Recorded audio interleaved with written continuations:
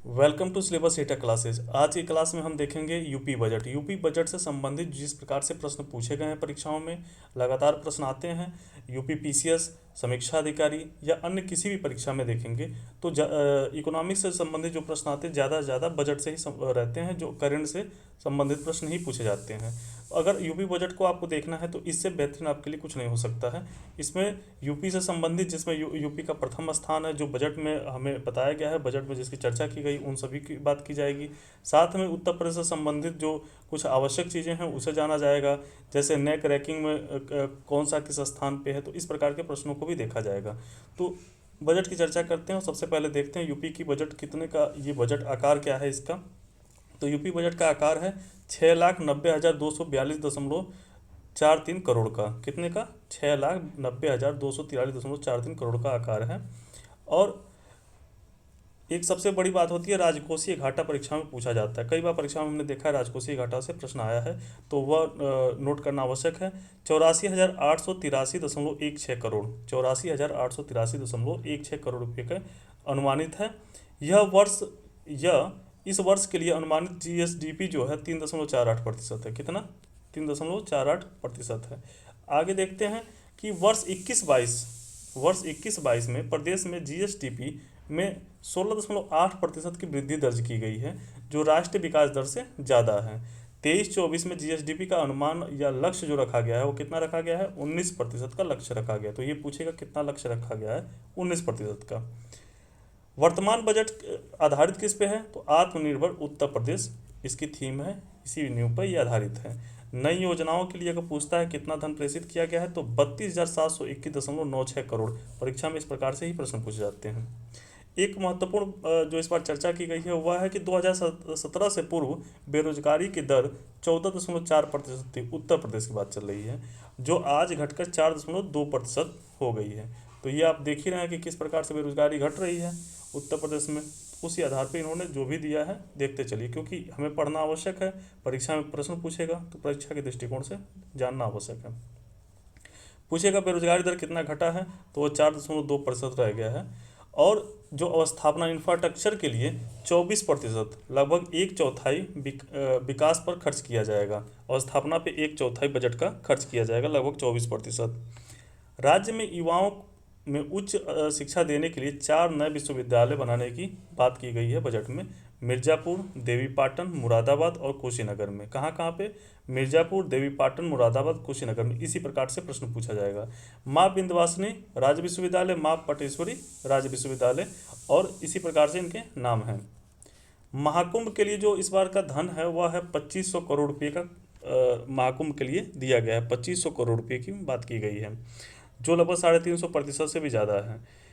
स्वामी विवेकानंद युवा सशक्तिकरण योजना के तहत युवाओं को मुफ्त टैबलेट और स्मार्टफोन देने के लिए 3600 करोड़ रुपया दिया गया है। 3600 करोड़ रुपया मुफ्त टैबलेट और स्मार्टफोन के लिए। तो ये मुफ्त टैबलेट और स्मार्टफोन जो युवाओं को मिलता है, ये किस योजना के तहत मिलता है? स्वामी विवेकानंद सशक्तिकरण योजना के तहत ही मिलता है। एक और भी महत्वपूर्ण जानकारी है, वह भी देखते चलिए। प्रदेश में स, प्रदेश में सॉरी प्रदेश में शहरों के विस्तार और उनकी बुनियादी सुविधाओं को विकसित करने के लिए मुख्यमंत्री शहरी विस्तारीकरण योजना लागू की गई है। कौन सी योजना? मुख्यमंत्री शहरी विस्तारीकरण योजना लागू की गई, जिसके तहत 3,000 करोड़ रुपया खर्च किया जाएगा। कितना? 3,000 करोड़ रुपया। निराश्रित गौवंश के लिए 750 करोड़ रुपया उनके रख रखाव के लिए। किसानों को अगले वित्त वर्ष निजी नलकूपों के लिए विद्युत बिल पर 100% छूट मिलेगी। कितनी? 100% छूट मिलेगी। किसानों को फ्री बिजली देने वाला यूपी जो है छठा राज्य है। कौन सा राज्य है? छठा राज्य। मुख्यमंत्री शिक्षुता प्रोत्साहन योजना के तहत 100 करोड़ रुपया, जिसके तहत बीए और बीएससी पास छात्रों को भी कवर किया जाएगा। मनरेगा में मानव दिवस सृजन के आधार पर यूपी देश में प्रथम स्थान पे है। ये महत्वपूर्ण है परीक्षा के दृष्टिकोण से। प्रदेश में पर्यटन स्थलों के विकास हेतु 273 करोड़ रुपया। एक चीज़ और भी जानना है कि वैदिक विज्ञान केंद्र और वेद विज्ञान अध्ययन केंद्र की स्थापना की जा रही है। तो वैदिक विज्ञान केंद्र की जो स्थापना की जा रही है वह काशी विश्वविद्यालय के अंतर्गत की जा रही है। और नैमिषारण्य जगह का नाम आप इतिहास में, प्राचीन इतिहास में पढ़ चुके होंगे। वहाँ पे वेद विज्ञान अध्ययन केंद्र की स्थापना की जा रही है। तो दोनों महत्वपूर्ण है, दोनों को आप देख लीजिए। अयोध्या और चित्रकूट की तरह प्रयागराज में भी भजन संध्या का स्थल की स्थापना की जाएगी, इसकी घोषणा की गई है। तो कहाँ कहाँ पे? अयोध्या, चित्रकूट और प्रयागराज। अयोध्या चित्रकूट में पहले से होता था, प्रयागराज में अब भजन संध्या प्रारंभ की जाएगी। बौद्ध परिपथ के लिए 40 करोड़ रुपया, बौद्ध परिपथ से संबंधित जो भी स्थल है उनके लिए 40 करोड़ रुपया। मुख्यमंत्री सामूहिक विवाह योजना के लिए 600 करोड़ रुपया, 600 करोड़ रुपया सामूहिक विवाह योजना के लिए, जिसके तहत इसके पहले 35,950 विवाह हो चुके हैं। 23-24 में गृह विभाग के लिए, जो उसकी होम मिनिस्ट्री है उत्तर प्रदेश, उसके लिए 42,494.88 करोड़ रुपया खर्च किया जाएगा। उत्तर प्रदेश के 7 नगरों में कमिश्नरी प्रणाली लागू की गई है, इसकी भी चर्चा की गई। इसमें कौन कौन से हैं यह जान लीजिए, आवश्यक है परीक्षा के दृष्टिकोण से। लखनऊ, नोएडा, कानपुर, वाराणसी, प्रयागराज, आगरा और गाजियाबाद, ये 7 ऐसे शहर हैं जहां पर पुलिस कमिश्नरी प्रणाली लागू कर दी गई है। तो परीक्षा में पूछेगा इनमें से कौन सा जिसमें पुलिस कमिश्नरी प्रणाली लागू नहीं की गई है। तो इसे आप 7 को एक बार देख लीजिए, आपका तैयार हो जाएगा। एक और भी चीज़ है आवश्यक, यूपी में पहली बार, इसकी भी चर्चा की गई है, 3 बटालियन पीएससी की, जो महिला बटालियन पीएससी जो बने 3 ठो बनी है, पहली बार ऐसा हुआ है। तो ये किन के नाम पर है? रानी अवंतीबाई लोधी, उदय देवी और चलगारी बाई के नाम पर 3 महिला पीएससी बटालियन की स्थापना की गई है। मुख्यमंत्री कन्या सुमंगला योजना बालिकाओं के प्रति आम जनमानस में सकारात्मक सोच के लिए 1,050 करोड़ रुपये का खर्चा किया जाएगा, जिसमें लाभार्थी को 15,000 रुपये तक का अनुदान दिया जाएगा। महिला सामर्थ्य योजना के तहत 63 करोड़ रुपया, ग्रामीण महिलाओं को स्वावलंबी बनाना इसका लक्ष्य रखा गया है।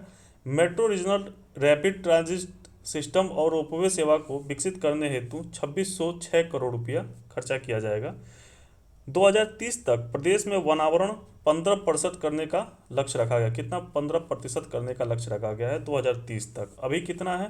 9.23% है। कितना है? 9.23%। इसके तहत 2023 में 35 करोड़ वृक्षों को रोपा जाएगा, 35 करोड़ वृक्षारोपण किया जाएगा। ग्रीन इंडिया मिशन 100 करोड़ रुपया, ग्रीन इंडिया मिशन में कितना? 100 करोड़ रुपया। वृद्धावस्था किसान पेंशन योजना में 7,248 करोड़ रुपया। प्रदेश पंजीकृत पुरुष कामगारों की पत्नियों को एक मुश्त 6,000 रुपया देने की घोषणा की गई है, 6,000 देने की घोषणा की गई है एक साथ। मुख्यमंत्री जन आरोग्य योजना, ये क्या है? ये तो सबसे पहले जरूरी चीज़ है कि मुख्यमंत्री जन आरोग्य योजना क्या है। तो ये है कि संगठित क्षेत्र में कामगारों संबंधित है जन आरोग्य योजना, उनके लिए 100 करोड़ रुपया खर्चा किया जाएगा। जो संगठित क्षेत्र में कामगार हैं उनके लिए 100 करोड़ रुपया। प्रधानमंत्री मातृ वंदना योजना के लिए 320 करोड़ रुपया। ये इसलिए बता रहे हैं कि परीक्षा में मिलाने के लिए आ जाता है, इसी प्रकार से सीधे सीधे प्रश्न पूछे जाते हैं। जो महत्वपूर्ण है उसको देखते चलिए, आगे अन्य जो महत्वपूर्ण, बहुत ही ज़्यादा महत्वपूर्ण है, उनको अगले सेगमेंट में साथ ही में आगे देखेंगे, मिलेगा आपको। आयुष्मान भारत मुख्यमंत्री जन आरोग्य के लिए 250 करोड़ रुपया। और पूर्वांचल बजट में पूर्वांचल एवं बुंदेलखंड एक्सप्रेसवे के किनारे इंडस्ट्रियल मैन्युफैक्चरिंग कॉम्प्लेक्स बनाने के लिए भी 200 करोड़ रुपया खर्चा किया गया है, जिसके तहत अब पूर्वांचल एक्सप्रेसवे की बात की जाए तो ये 341 किलोमीटर का है, बुंदेलखंड 296 किलोमीटर का है। और पूर्वांचल एक्सप्रेस जो प्रारंभ होता है वह होता है बुंदेलखंड एक्सप्रेस चित्रकूट से इटावा के बीच में है। गोरखपुर में इंडस्ट्रियल कॉरिडोर बनाने के लिए 200 करोड़ रुपया खर्चा हो जाएगा। कितना? 200 करोड़ रुपया दिया गया है। अमृत 2.0 पेयजल सीवरेज के लिए 5,616 करोड़ रुपया। स्वच्छ भारत मिशन 2.0 के लिए 2,707.86 करोड़ रुपया। प्रधानमंत्री और मुख्यमंत्री आवास योजना के लिए 10,203 करोड़ रुपया। आकांक्षी भारत निकाय योजना हेतु 100 करोड़ रुपया। ये आकांक्षी भारत निकाय योजना है क्या, ये सबसे पहले जानना ये जरूरी है। सरकार इसके माध्यम से 100 पिछड़े नगर निकायों में बुनियादी सुविधाओं को विकास करेगी। 100 पिछड़े नगर निकायों में बुनियादी सुविधाओं का विकास करेगी। एमएसएमई सेक्टर के लिए उद्यमियों एवं कामगारों को सामाजिक सुरक्षा मुहैया कराने के लिए मुख्यमंत्री सूक्ष्म उद्यमी सुरक्षा बीमा योजना संचालित की जाएगी।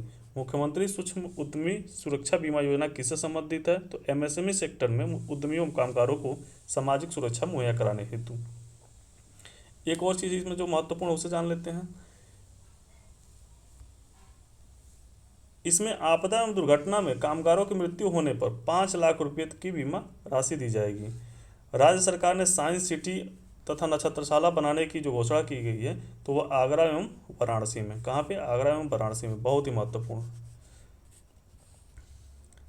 एग्रीकल्चर एक्सीलेटर फंड 20 करोड़ रुपया, ग्रामीण क्षेत्रों में युवा उद्यमियों को एग्रीटेक ग्रामीण क्षेत्रों में युवा उद्यमियों को एग्रीटेक और स्टार्टअप स्थापित करने हेतु 20 करोड़ रुपया खर्च किया जाएगा।